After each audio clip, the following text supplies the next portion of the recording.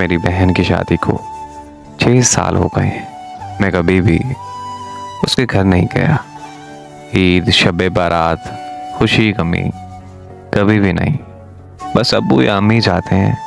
मेरी बीवी मुझे एक दिन कहने लगी कि आपकी बहन जब भी आती है उसके बच्चे घर का हाल बिगाड़ कर रख देते हैं, खर्चा डबल हो जाता है। और तुम्हारी माँ हमसे छुप छुपा कर कभी उसको साबुन की पेटी देती है, कभी कपड़े, कभी सर्फ के डिब्बे और कभी कभी तो चावल का थैला भर देती है। अपनी माँ को बोलो कि ये हमारा घर है, कोई खैरात सेंटर नहीं। मुझे अपनी बीवी की बातें सुनकर बहुत गुस्सा आया। मैं बहुत बामुश्किल से अपने घर का खर्च पूरा कर रहा हूँ और मेरी माँ सब कुछ मेरी बहन को दे देती है।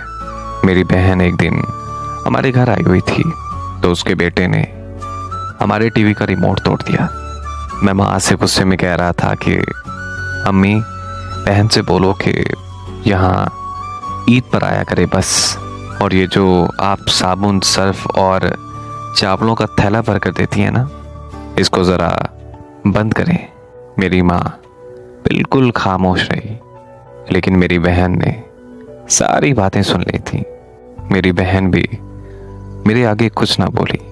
4 बज रहे थे, अपने बच्चों को तैयार किया और कहने लगी, भाई मुझे बस स्टॉप तक छोड़ाओ।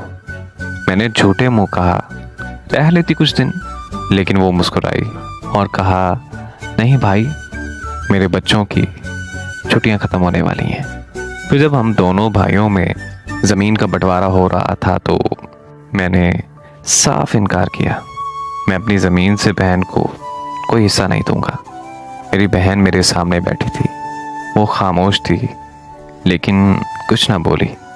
मेरी अम्मी ने कहा कि बेटी का भी हक बनता है, लेकिन मैंने गाली देकर कहा, कुछ भी हो जाए मैं बहन को हिस्सा नहीं दूंगा। मेरी बीवी भी मेरी बहन को बहुत बुरा भला कहने लगी, लेकिन वो बेचारी बिल्कुल खामोश थी। मेरा बड़ा भाई मुझसे अलहदा हो गया और कुछ वक्त के बाद मेरे बड़े बेटे को टीबी हो गया। मेरे पास उसका इलाज करवाने के बिल्कुल भी पैसे नहीं थे। बहुत ही परेशान था मैं और हर बंदे से कर्ज भी ले चुका था, लेकिन मेरी परेशानी टलने का नाम ही नहीं ले रही थी। मैं उस वक्त शदीद परेशान था। मैं कमरे में अकेला बैठा था और शायद रो रहा था। उस वक्त मेरी वही बहन मेरे घर आ गई। मैंने बहुत गुस्से से बोला, लो जी, अब इसी की कमी थी, अब ये आ गई है मनूस, मेरी परेशानी और बढ़ जाएगी। मैंने अपनी बीवी को कहा कि कुछ तैयार करो बहन के लिए। मेरी बीवी मेरे पास आई। कोई ज़रूरत नहीं गोश्त या बिरयानी बनाने के लिए, ये वैसे भी भुक्कड़ है, जब दिल करता है आ जाती है। वैसे भी हमारे माली हालात ठीक नहीं है और ना ही अभी हमारी गोश्त या बिरयानी बनाने की गुंजाइश है। फिर 1 घंटे बाद वो मेरे पास आई और मुझे कहने लगी कि मेरे भाई परेशान हो।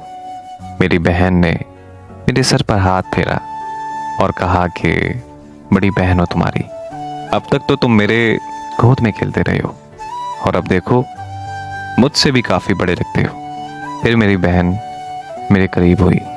अपने पर्स से उसने सोने के कंगन निकाले।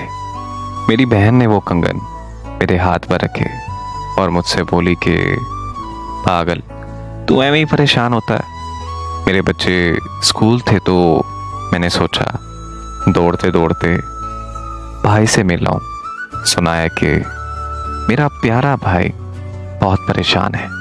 अब इस परेशानी में बड़ी बहन अपने भाई के काम नहीं आएगी तो और कौन उसके काम आएगा। तो परेशान ना हो, ये कंगन अपने पास रख। अगर और भी किसी चीज़ की ज़रूरत हो ना तो बिला झिझक अपने बहन से मांग लेना। ये बहन अपने भाई के लिए हमेशा ताबेदार रहेगी। और हाँ, ये कंगन बेचकर अपने बेटे का इलाज करवा, अपनी शक्ल तो देख जरा, कैसी हालत बना रखी है। मेरी आंखों से आंसू रुकने का नाम ही नहीं ले रहे थे।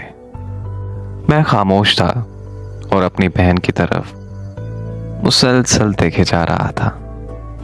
फिर वो आहिस्ता से मेरे पास आई और हल्के से मेरे कान में बोली कि इन कंगन के बारे में किसी को भी मत बताना।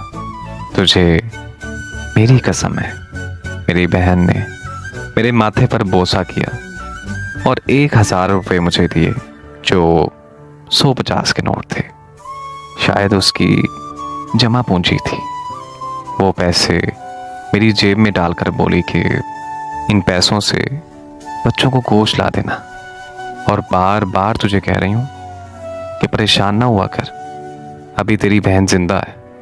कोई भी मसला हो तो अपनी बहन के पास आना। वो जल्दी जल्दी अपने घर जाने लगी। मैंने उसके पैरों की तरफ देखा। उसने टूटी हुई जूती पहनी हुई थी, सर पर पुराना सा दुपट्टा ओढ़ा हुआ था। जब भी मेरे घर आती थी तो वही पुराने वाला दुपट्टा ओढ़ कर आती थी। मैं अपनी बहन की इस मोहब्बत में मर गया था। यकीन करो यार, हम भाई बहुत मतलब परस्त होते हैं, और इधर बहनों को देखो, भाइयों का जरा सा भी दुख बर्दाश्त नहीं कर सकती। मैं हाथ में उसके कंगन पकड़े जोर जोर से रो रहा था। उस दिन एक बात समझ में आई। बहनें अपने घर में खुदा जाने कितने हजारों दुख दर्द सह रही होती हैं। मैं उन भाइयों से गुजारिश करता हूँ कि जो अपनी बहनों को पसंद नहीं करते, कुछ लम्हों के लिए अपनी बहनों के पास बैठकर उनका हाल चाल पूछ लिया करें। वो हमेशा अपने भाइयों की तलबकार होती हैं कि उनका भाई उनका सहारा है, उनका मान है। बहनें माँ का दूसरा रूप होती हैं, और इसमें कोई शक नहीं है कि माँ के बाद बहनें ही घर को संभालती हैं। मेरी दुआ है कि अल्लाह पाक हर बहन को सलामत रखे और हर बहन के अच्छे नसीब करे। आमीन।